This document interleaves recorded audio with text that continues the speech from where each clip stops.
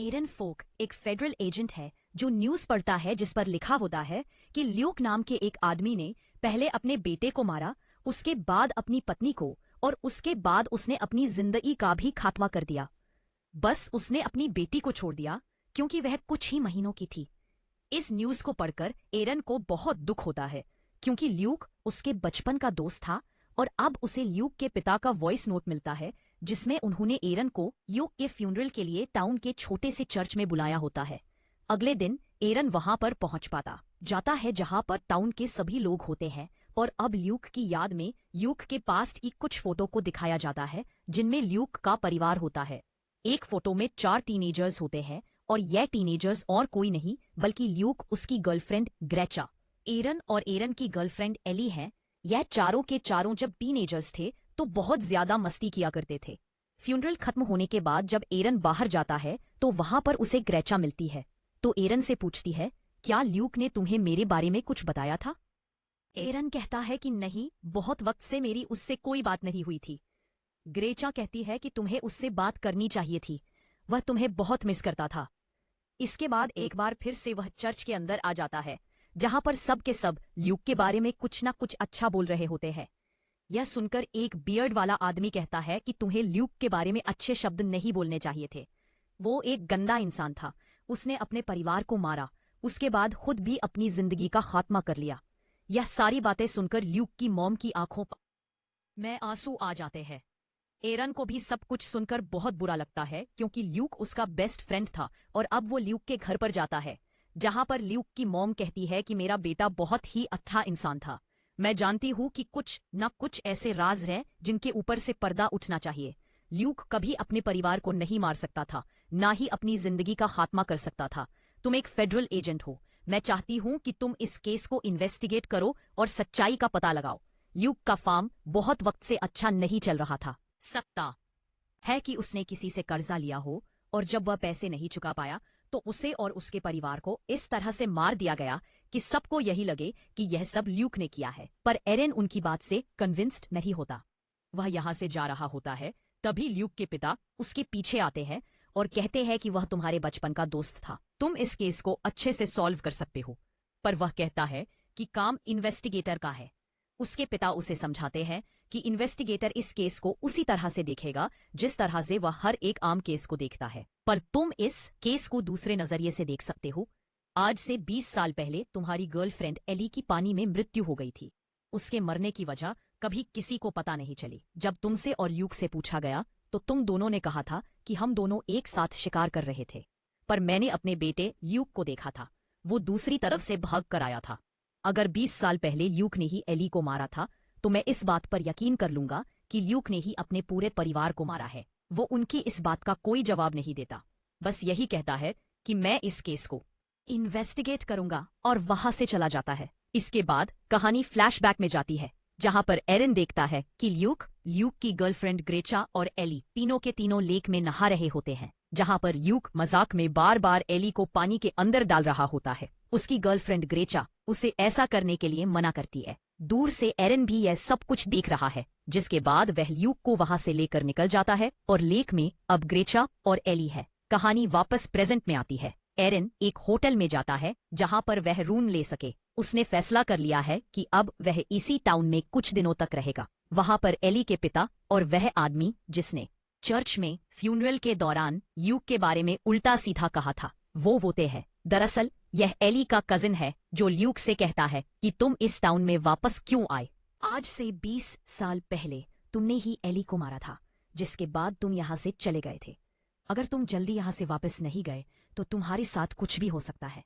हमें समझ में आ जाता है कि आज से 20 साल पहले जब एली की मृत्यु हुई थी तो सबका शक एरन के ऊपर ही था, जिसके बाद उसने टाउन छोड़ दिया। इसीलिए उसने कभी अपने दोस्त ल्यूक से दोबारा बात नहीं की थी और आज 20 सालों के बाद वह अपने दोस्त के फ्यूनरल पर वापस लौटा है। इसीलिए टाउन में उसे कोई पसंद नहीं करता। इसके बाद वह अपने ऑफिस से छुट्टी ले लेता है और अगली सुबह वह ल्यूक के फार्म पर जाता है जहां पर उसे सार्जेंट मिलता है जो फार्म को इन्वेस्टिगेट कर रहा होता है। एरन कहता है कि मैं भी तुम्हें इस केस में मदद करूंगा। इसके बाद ये दोनों के दोनों ल्यूक के घर पर आते रहे। सार्जेंट बताता है कि घटना के बाद सबसे पहले मैं ही इस घर पर आया था। ल्यूक की पत्नी की बॉडी दरवाजे पर थी। इसके बाद मैं बड़े कमरे में गया जहां पर ल्यूक के बेटे की बॉडी थी। एरन सब कुछ ध्यान से सुनता है और अब वह यहाँ से उस स्कूल में जाता है जहां पर ल्यूक की पत्नी पढ़ाई करती थी। वहां पर उसके कोलीग से बात करने पर उसे पता चलता है कि ल्यूक की पत्नी को देखकर कभी ऐसा नहीं लगा कि वह इतनी बड़ी मुसीबत में है। थोड़े से फाइनेंशियल इशू उन्हें जरूर थे, लेकिन इतनी छोटी बातों के लिए कोई किसी की जान नहीं लेता। और अब वह वापस पुलिस स्टेशन जाता है जहां पर सार्जेंट उसे कुछ सबूत दिखाता है। वो उसे उन गोलियों के शेल्स दिखाता है जिससे ल्यूक ने अपने आप को और अपने परिवार को मारा था। लेकिन ये उन गोलियों के शेल्स नहीं होते जो कि ल्यूक इस्तेमाल किया करता था, बल्कि दूसरे ब्रांड के गोलियों के शेल्स होते हैं। जो बात आज तक सार्जेंट को समझ में नहीं आई। इसके बाद ये दोनों के दोनों उस जगह पर आ जाते हैं जहां पर ल्यूक ने अपनी जिंदगी का खात्मा किया था। ये एक ओपन फील्ड होता है जहां पर ल्यूक अक्सर खरगोश का शिकार करने के लिए आता है। यहाँ पर ल्यूक का नेबर भी होता है जिससे पूछताछ करते हैं, पर वह कहता है कि उस दिन क्या हुआ मुझे कुछ नहीं पता। एरन इसके बाद ग्रेचा के पास जाता है, उससे पूछता है कि जब तुम ल्यूक के साथ रिलेशनशिप में थी तभी वह तुम्हारे साथ वायलेंट हुआ था। ग्रेचा बताती है उसने कभी मुझसे कोई बदतमीजी नहीं की, वह हमेशा बहुत अच्छे से मेरे साथ रहता था। लेकिन आज हर कोई उसके बारे में उल्टी सीधी बातें करता है। ये टाउन ऐसा ही है। 20 साल पहले तुम्हारे ऊपर भी एली की मौत का इल्जाम लगाया गया था, जबकि मुझे पता है कि वह अपने परिवार से बहुत परेशान थी, जिस वजह से उसने अपनी जिंदगी का खात्मा किया था। और अब एरन यहाँ से निकलकर एक बार फिर से ल्यूक के घर जाता है जहां पर पहले से ल्यूक की मॉम होती है जो वहां पर सफाई करने के लिए आई थी। एरन उन्हें बताता है कि मैंने फॉर्म के फाइनेंस को चेक किया है, उनमें कोई प्रॉब्लम नहीं है। ल्यूक की मॉम की आंखों में आंसू हैं। यहाँ पर कुछ किताबें होती है जो ल्यूक की पत्नी लाइब्रेरी से इशू करवा के लाई थी। एरन कहता है कि मैं इन्हें लाइब्रेरी में वापस कर दूंगा। कहानी एक बार फिर से फ्लैशबैक में जाती है जहां पर एरन और एली को दिखाया जाता है। एली आज उसे उस जगह पर दोबारा लाई है जहां पर वह पहली बार एरन से मिली थी। ये दरअसल एली का हाईआउट भी है। हमेशा वो यहाँ पर आकर छुप जाती है। एक रात को ये चारों के चारों इसी जगह पर कैंपिंग करने के लिए भी आते हैं जहां पर ल्यूक सबके साथ प्रैंक करता है कि उसकी तबीयत खराब हो रही है। पर यह प्रैंक था जिसके बाद एली को ल्यूक पर बहुत गुस्सा आता है। दरअसल ल्यूक की और एली की कभी नहीं बनती थी। कहानी वापस प्रेजेंट में आती है जहां पर एरन उन किताबों को लाइब्रेरी में वापस करने के लिए आया है। तभी उसे किताब के अंदर न्यूज़पेपर की एक कटिंग मिलती है जो कि उसी के बारे में होती है। ये उस वक्त की न्यूज होती है जब एरन ने केस को सॉल्व किया था। इसके अंदर एक रिसीट भी होती है जिसके पीछे एक ग्रैंड का नाम लिखा होता है, यानी कि एली के कजिन का, जिसने एरन को यहाँ से जाने के लिए कहा था, जिसने फ्यूनरल के दौरान ल्यूक के बारे में उल्टा सीधा कहा था। एन को अब उस पर शक है। दरअसल ग्रैंड का काम है कि वह दूसरे लोगों के फार्म्स को सस्ते दामों में खरीदता है, इसीलिए उसे इन्वेस्टिगेशन के लिए बुलाया जाता है और इनके पास उसके खिलाफ कोई पुख्ता सबूत नहीं है, इसीलिए इन्हें उसे छोड़ना पड़ता है। कहानी वापस फ्लैशबैक में जाती है। उस रात वाले प्रैंक के बाद एली ल्यूक से बहुत ज्यादा नाराज थी। हालांकि ल्यूक उसे कई बार मनाने की कोशिश करता है पर वह उसकी बात नहीं मानती, जिस वजह से ल्यूक नाराज होकर वहां से चला जाता है और अब वह एरन से मिलती है। एरन उसे किस भी करता है, साथ ही लेटर देता है जिस पर लिखा होता है कि आज तुम मुझे नदी के पास मिलना। और जब तक वह नदी के पास पहुंचता है तो वहां पर एली की पहले से मृत्यु हो गई थी। तभी वहां पर ल्यूक आता है जो एरन से कहता है कि सबको लेटर में तुम्हारा नाम दिख चुका है, सबका शक तुम्हारे ऊपर है, इसीलिए हमें सबको यह कहना होगा कि जिस वक्त में एली की मृत्यु हुई हम दोनों के दोनों पास के ही दूसरे जंगल में शिकार करने के लिए गए थे और यह सब ऐसा ही करते हैं। लेकिन लेटर मिलने के बाद टाउन के सभी लोगों को यही लगता है कि एरन ने ही एली को मारा था, जिस वजह से टाउन के लोग मरे हुए जानवर को बार बार एरन के घर के बाहर फेंक देते थे। इस बात से एरन के पिता बहुत ज्यादा परेशान हो गए और वो एरन को लेकर इस टाउन से हमेशा के लिए चले गए और एक यही कारण था कि एरन ने इस टाउन को छोड़ दिया था। कहानी वापस प्रेजेंट में आती है। एक बार फिर से एरन की गाड़ी के ऊपर किसी ने मरे हुए जानवर को रखा हुआ है। साथ ही चारों तरफ पोस्टर लगे होते हैं जिन पर लिखा होता है कि एरन ही एली का कातिल है। यह देखकर एरन को बहुत गुस्सा आता है। वह कहता है कि जिसने भी यह किया है मैं उसे नहीं छोड़ूंगा। तभी यहाँ पर ल्यूक की पत्नी के स्कूल का प्रिंसिपल आता है जो एरन से कहता है कि तुम मेरे साथ मेरे घर चलो। एरन उसके साथ उसके घर जाता है जहां पर सबसे पहले यह उसकी गाड़ी को साफ करते हैं। इसके बाद वह प्रिंसिपल की पत्नी से मिलता है जो टाउन में आने के बाद यहाँ की घटनाओं से बहुत ज्यादा डिप्रेस होती है। एरन अब ग्रेचा के पास जाता है जहां पर यह अपनी पास्ट की फोटो को देखते हैं। एरन एक फोटो में देखता है जहां पर ल्यूक ने ग्रेचा के बच्चे को अपने हाथ में उठाया होता है। ल्यूक बहुत खुश होता है। एरन पूछता है क्या यह बच्चा ल्यूक का था। वो कहती है कि नहीं, हम दोनों का अफेयर जरूर था लेकिन यह बच्चा ल्यूक का नहीं है। इसके बाद वह पूछता है, क्या ल्यूक के और उसके परिवार के मर्डर में तुम्हारा भी हाथ है? यह सुनकर ग्रेचा को बहुत गुस्सा आता है। वो कहती है कि मैं सिर्फ तुमसे एक दोस्त बनकर बात कर रही थी, पर तुम यहाँ पर एक इन्वेस्टिगेटर बनकर आए हो। मेरे घर से निकल जाओ। और अब एरन वहां से निकलकर एक बार में जाता है, जहां पर वो प्रिंसिपल की पत्नी को देखता है, जो कहती है कि मैं यहाँ पर प्रिंसिपल को ढूंढने के लिए आई हूँ। तभी यहाँ पर प्रिंसिपल भी आ जाता है, जो अपनी पत्नी को लेकर वहां से चला जाता है।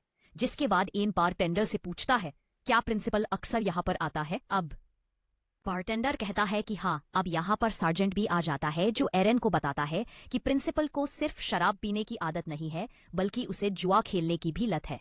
ये सारी बातें जानने के बाद एरन को प्रिंसिपल पर शक होना शुरू हो जाता है।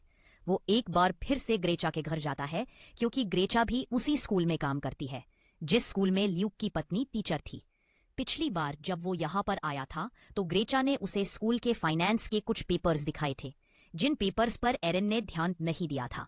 पर अब वो उन सभी पेपर्स को बहुत ध्यान से देखता है, जिनमें से एक पेपर के ऊपर एडमार्क होता है, जो कि ल्यूक की वाइफ ने किया है। जब वो इस पेपर को रीड करता है, तो उसे पता चलता है कि स्कूल के फाइनेंस में $2000 का घपला है। एरन को अब सब कुछ समझ में आ जाता है। वह समझ जाता है कि ल्यूक की वाइफ को इस घपले के बारे में पता चल गया था, जिसके बाद उसने ल्यूक को इस बारे में बताया। ल्यूक ने अपनी वाइफ को बताया होगा कि उसका दोस्त एरन एक फेडरल एजेंट है, वह तुम्हारी मदद कर सकता है, और इसीलिए उसकी वाइफ की किताब के अंदर न्यूज़पेपर की वह कटिंग थी, जिसमें एरन ने केस को सॉल्व किया था। दरअसल वह एरन से कांटेक्ट करना चाहती थी, पर इससे पहले कि वह ऐसा कर पाती, ल्यूक और उसके पूरे परिवार को मार दिया गया। और अब एरन को पूरी तरह से यकीन हो चुका है कि इन सब के पीछे प्रिंसिपल है। वो सार्जेंट के साथ प्रिंसिपल के घर पर जाता है, और वह अपने घर पर नहीं होता। इन्हें पता चलता है कि प्रिंसिपल जंगल की तरफ भागा है। यह भी उसी तरफ जाते हैं जहां पर प्रिंसिपल इन्हें पेड़ के पीछे मिल जाता है। प्रिंसिपल कहता है कि यह सच है, मैंने 1000 का घपला किया था, इतने पैसे मैं लौटा नहीं सकता था, यह सब मैं गैम्बलिंग में यानी कि जुए में हार गया। यह बात ल्यूक की वाइफ को पता चल चुकी थी। जल्दी मेरा भांडा फूटने वाला था, इसीलिए मैंने ल्यूक के पूरे परिवार को मार दिया। अगर मैं ऐसा नहीं करता, मेरी गिरफ्तारी होती, तो मेरी पत्नी और मेरा परिवार पूरी तरह से बिखर जाता। पहले मेरी पत्नी बहुत ज्यादा डिप्रेस है, मैं अपने परिवार को नहीं खोना चाहता था, इसीलिए सब कुछ मुझे करना पड़ा। मैंने पूरा का पूरा इल्जाम ल्यूक के ऊपर लगा दिया, जबकि वह बेगुनाह था। मैं बहुत बुरा इंसान हूं, और अब वह अपनी जिंदगी का खात्मा करने की कोशिश करता है। एरन और सार्जेंट उसे बचाने के लिए उसकी तरफ भागते हैं, क्योंकि वो चाहते हैं कि कानून उसे सजा दे। पर अब ये दोनों भी जख्मी हो जाते हैं। इसके बाद हमें एरन को हॉस्पिटल में दिखाया जाता है, जहां पर वो सबको पूरी सच्चाई बता देता है। सबको पता चल चुका है कि ल्यूक बेगुनाह था।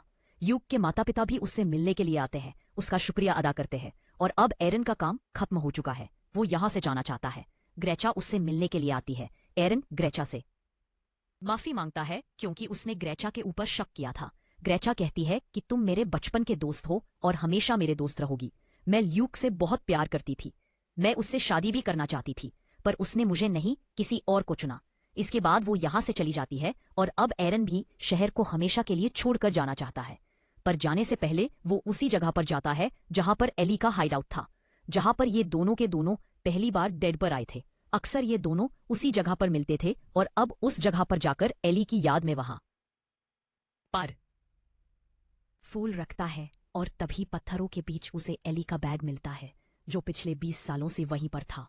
वो उस बैग को खोलता है, जिसमें एली की एक डायरी होती है। उस डायरी को पढ़ने के बाद उसे पता चलता है कि एली के जो पिता थे उसे फिजिकली अब्यूज किया करते थे, जैसा कि उन्होंने एली की मॉम के साथ भी किया था। एली हमेशा के लिए घर छोड़कर जाना चाहती थी, पर उसके पिता ने कहा था कि अगर वह घर छोड़ने की कोशिश करेगी तो वह उसे मार देंगे। एली ने सब कुछ अपनी डायरी में लिखा होता है।